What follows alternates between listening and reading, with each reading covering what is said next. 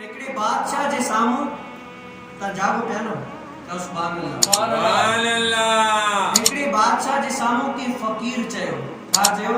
त भाई हिन दुनिया में केर भी कंहिंजो न आहे, हर को पंहिंजी पंहिंजी लॻाए थो, केर भी कंहिंजो न आहे। बादशाह जी रियाया, हिकिड़ा माण्हू, हिकिड़ी सल्तनत, हिकिड़ो सन ते हज़ारों मुशीर, हज़ारों जेके वज़ीर हाज़िर थियो वञनि त बादशाह खे कावड़ लॻी केर कीअं कोन्हे कोन्हे, ही माल, ही मिल्कियत, ही रियाया, हे माण्हू, हे सभु कुझु मुंहिंजा त आहिनि, तो कीअं चयो त केर भी कंहिंजो कोन्हे, सभु त मुंहिंजो आहे।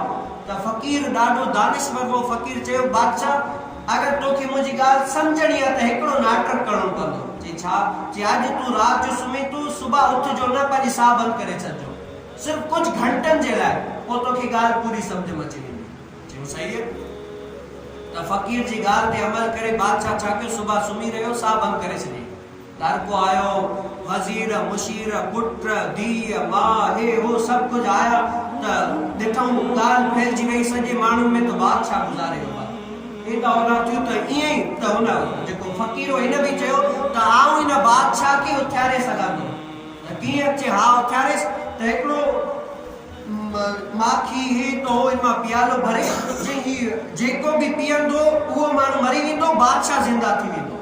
केर आहे इहो बात जेको पियालो जंहिंमें मक्खण तारे छा छा पूरो भरे रखे, चे अगर जेको हियो पियालो पीअंदो इहो मरी वेंदो, बादशाह ज़िंदा थींदो। अगर जेके बादशाह ज़िंदो करणो इहो पीए।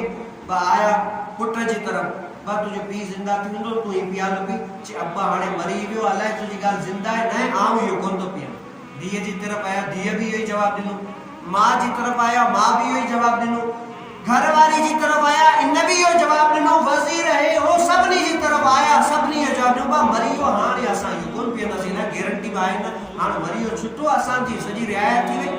त अमल न कयूं त बाद उहो पियालो जेको हिकिड़े फ़क़ीर पी वरितो, फ़क़ीर पी छॾियो, ऐं बाद में हुनखे ज़िंदगी जी ॾे ख़बर, हाणे ॿुधाए केरु आहे कंहिंजो। त हुन चयो, ऐं फ़क़ीर तो वाकई सच चयो त हिते हिन दुनिया में केर भी कंहिंजो कोन्हे, हर को आहे त कंहिंजो पैसे लालच जो, ॿियो केर भी कोन्हे। बेटा रहमतुल्लाह ताला अलैहि फरमायो, तो अदा उहा पोख जेकी कम अचे क़यामत में।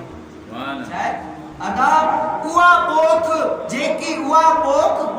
जेकी तोखे कम अचे क़यामत में। हिन दुनिया में हर को पंहिंजी पंहिंजो, केर भी कंहिंजो